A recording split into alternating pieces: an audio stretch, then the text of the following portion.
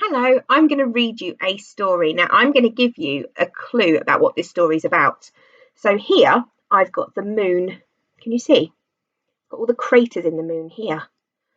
And here I've got my other clue. Oh, it's a baby. Say hello. Hello. And I'm going to read you a story all about both of those things. It's called Baby Brains. So, here we go.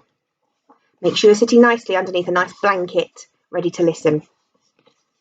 In the months before Baby Brains was born, Mrs. Brains was very busy. She read out loud every night to the baby inside her tummy. She played music and languages on headphones to her baby during the day. Mr. and Mrs. Brains wanted to make sure their baby was going to be very, very clever. They even turned up the television when the news was on.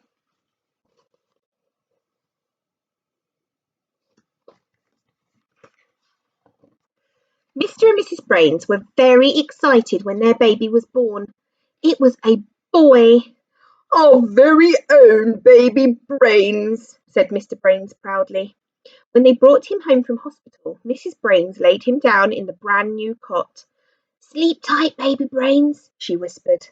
The next morning Mrs. Brains was on her way to get breakfast when she heard some very strange noises in the living room.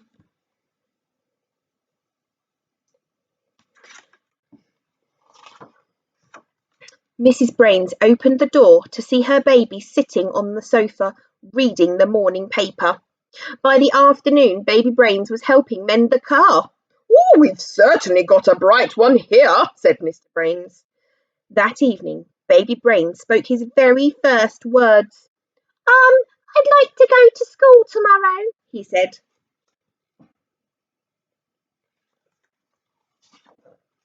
The next day, Baby Brains visited the local school.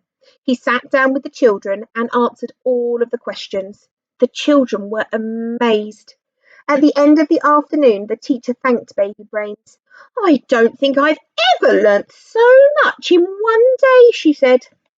On the way home, Baby Brains said he wanted to go to university and study medicine.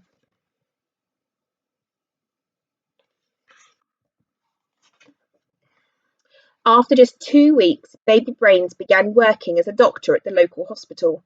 He was very popular with all the staff and the patients.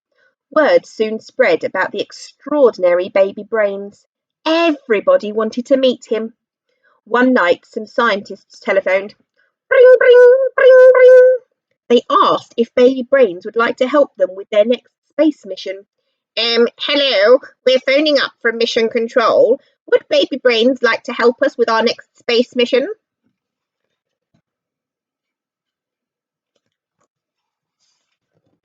The following day, Mr. and Mrs. Brains and their baby travelled out to the Space Centre.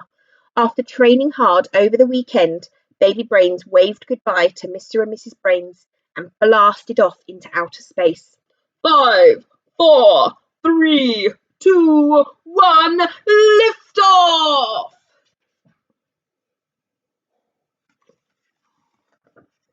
Everyone in the world held their breath as they watched Baby Brains take his first spacewalk. Tell us how you'll feel on this special occasion, radioed ground control.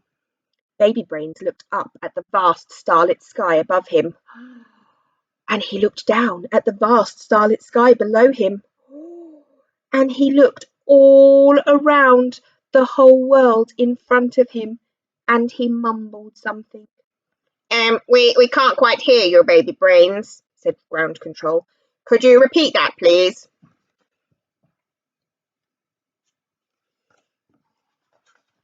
Are you ready?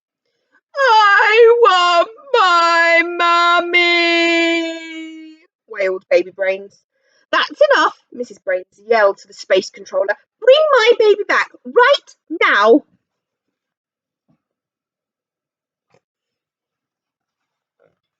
Baby Brains was flown home as quickly as possible. He felt very embarrassed as he stepped down from the hatch. But through the crowd of photographers and cameramen, Mrs. Brains came running.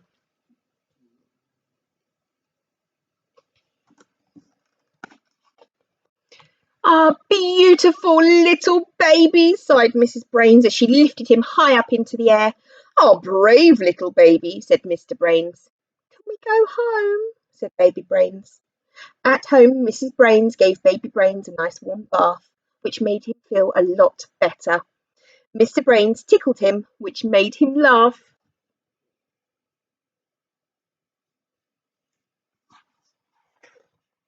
And Mrs. Brains sang Baby Brains to sleep.